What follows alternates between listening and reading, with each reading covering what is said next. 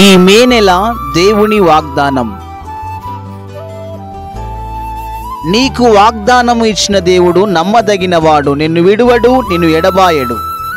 Praise the lord. దేవుని నామానికి మహిమ కలుగును గాక. నా ప్రియ సహోదరి సహోదరుడా, నువ్వు ఏ ప్రాంతంలో నుంచి ఒక వర్తమానం వింటా ఉన్నావు నాకు తెలియదు, కానీ గడిచిన 4 మాసములు దేవుడు తన మహాకృప చేత మనల్ని క్షేమంగా మనల్ని నడిపించినందుకు, క్షేమంగా కాపాడినందుకు మనం ఎంతో కృతజ్ఞులమైనాము. అయితే ఈ యొక్క 5వ మాసము మే నెలలో దేవుడు మనల్ని ప్రవేశింపబెట్టినందుకు మనము దేవునికి ఎంతో కృతజ్ఞులమైనాము. దేవునికి మహిమ కలుగును గాక. ఈ యొక్క మే నెల దేవుని వాగ్దానం చదువుకుందాం. పేతురు రాసిన మొదటి పత్రిక 1వ అధ్యాయము 14 నుంచి 16. నేను పరిశుద్ధుడనైనాను గనుక మీరును పరిశుద్ధులైనడని వ్రాయబడినది కాగా, మీరు విధేయులకు పిల్లలై మీ పూర్వపు అజ్ఞాన దశలో మీకుండిన ఆశలను అనుసరించి ప్రవర్తింపక, మిమ్మును పిలిచిన వాడు పరిశుద్ధుడైన ప్రకారము మీరును సమస్త ప్రవర్తనయందు పరిశుద్ధులైనడి. హల్లెలూయా. ఇక్కడ దేవుని వాక్యం మనతో సూటిగా మాట్లాడుతూ ఉన్నది అంటే, ఆయన పరిశుద్ధుడు కనుక మనము కూడా అట్టి పరిశుద్ధత మనం కలిగి ఉండాలా, అట్టి హోలీనెస్ మనం కలిగి ఉండాలా. అయితే దేవుని వాక్యం సెలవిస్తూ ఉందంటే, ఆయన నిత్యము పరిశుద్ధుడు పరిశుద్ధుడని ప్రతిగానములు చేయొచ్చు దేవదూతుల చేత ఆరాధింపబడుతూ ఉన్నాడు. ఏమని ఆరాధింపబడుతున్నాడు?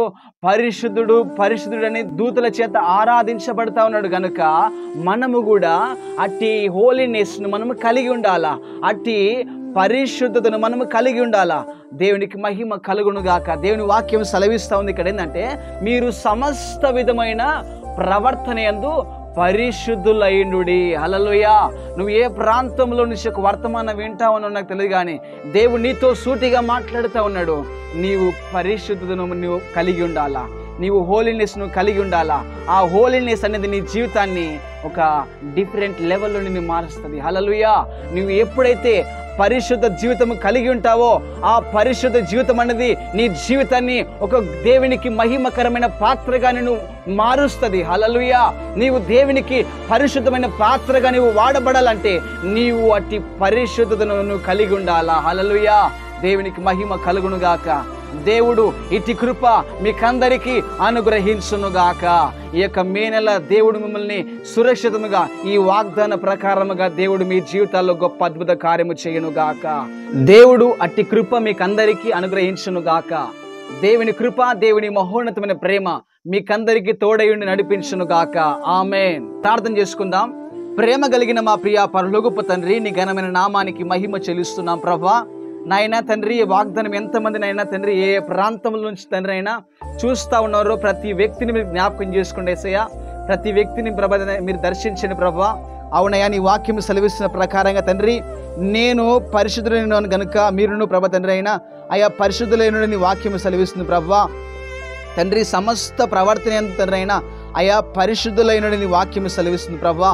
అవును నాయన తండ్రి, నాయన తండ్రి ప్రభా తండ్రి, అట్టి హోలీనెస్ మేము కలిగి ఉండాలి తండ్రి. పరిశుద్ధాత్ముడా, అట్టి పరిశుద్ధమైన పాత్రలుగా తండ్రి అయినా మేము వాడబడాలి ప్రభా తండ్రి అయినా. నామానికి మహిమకరముగా తండ్రి అయినా అయ్యా తండ్రి మేము ఉండాలి ప్రభా తండ్రి. పరిశుద్ధాత్ముడా, ఏ ప్రాంతం నుంచి తండ్రి అయినా ఈ వాగ్దానం వింటా ఉన్నారు ప్రభా తండ్రి అయినా ప్రతి కుటుంబాన్ని, ప్రతి వ్యక్తిని మీరు దర్శించండి ప్రభా.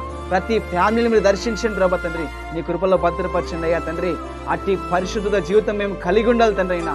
అట్టి కృప మీరు మాకందరికి అనుగ్రహించమని తండ్రి నీ నామానికి మహిమ చెల్లిస్తున్నాం ప్రభా. అయ్యా పరిశుద్ధుడా, నీ నామానికి మహిమ చెల్లిస్తున్నాం యేసయ్యా. తండ్రి ఆయన ప్రతి కుటుంబాన్ని దీవించండి, మీరు ఆశీర్వదించండి.